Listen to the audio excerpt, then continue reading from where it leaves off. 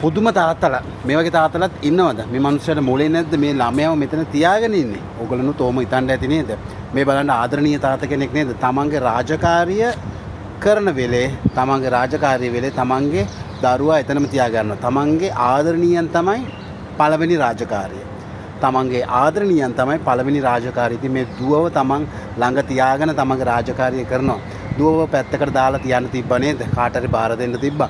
නමුත් මේ වැඩේ කරනකම් දුවව තමන්ගේ ළඟම තියාගෙන ඇහැක් වගේ බලා ගන්න තාත්තා කෙනෙක් මේ වගේ තාත්තලා ගොඩක් ඉන්නවා. නමුත් මේ එක සිද්ධියක් විතර මේ සිද්ධිය නිසාම එක එක්කෙනාට චත්ත සාතික දෙනවා නෙමෙයි. නමුත් මේ තාත්තා අරිම උසස් තාත්තා කෙනෙක්. තමන්ගේ ආදරණීය දුවව ළඟ තියාගෙන මේ විදිහට තමන්ගේ රාජකාරිය කරනවා. ඉතින් මේ වගේ අයව අගය කරන්න ඕනේ. පුළුවන් විදිහට මේ වගේ අයට උදව් කරන්න පුළුවන් නම් මේ ඛේදවාචකයේ තමයි අම්මා දාලා ගිහිල්ලා. ඉතින් තාත්තා ආදරණීය තාත්තා මේ දුවව ළඟ තියාගෙන බලා ගන්නවා. අත්තම්මට ඒ වයසත් එක්ක අමාරු. ඉතින් මේ බලන්න කොච්චර අභියෝගයක් එක්කද මේ දුවව මේ තාත්තා බලා ගන්න. ඉතින් මේ වගේ මිනිස්සුන්ට උදව් කරමු. ඒකයි මගේ ප්‍රාර්ථනාව, මගේ උත්සාහය මේ වීඩියෝ එක තුලින්. ඉතින් අනිවාර්යයෙන්ම මේ වීඩියෝ එක තවත් අයට ෂෙයා කරන්න. මේ තාත්තා ඉන්නේ කොයිද? මේ දරුවා වෙනුවෙන් මේ තාත්තා කරන මේ වෑයම නිසා මේ වගේ මිනිසුන් ගාක් ඉන්නවා. මේ වගේ අය වෙනුවෙන් උදව් කරම පුළුවන් අය පිටරට ඉන්න අය ඉන්නවා, ලංකාවේ ඉන්න අය ඉන්නවා.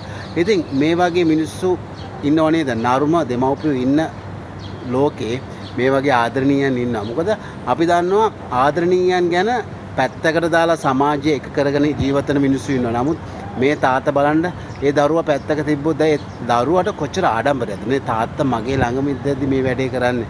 ඒ නිසා තාත්තා ඒ දරුවව ළඟින්ම තියාගෙන වැඩ කරනවා. පියසෙන අසට කවි ගීලිය උනාමදි කියලා කිව්වට මේ ආදරණීය තාත්තා කොච්චර උසස්ද? මේ ආදරණීය තාත්තගේ සිතුවිලි කොච්චර පෝසත්ද? මේ ආදරණීය තාත්තගේ පොකට් එකේ සල්ලි නැතුණාට මේ ආදරණීය තාත්තට කොච්චර ආර්ථික අපහසුතා තිබ්බත් සිතුවිලි කොච්චර පෝසත්. මේ වගේ ආදරණීය තාත්තලා උගාක් ඉන්නවා. අපේ වගේ මේ ලංකාවේ ලෝකෙ උගාක් අය ඉන්නවා. ඉතින් මේ වගේ ආදරණීය මිනිස්සු බී වේවා. තමන්ගේ ආදරණීයයන් පළවෙනි වගකීම කරගත් තවත් ආදරණීය මිනිස්සු බී වේවා.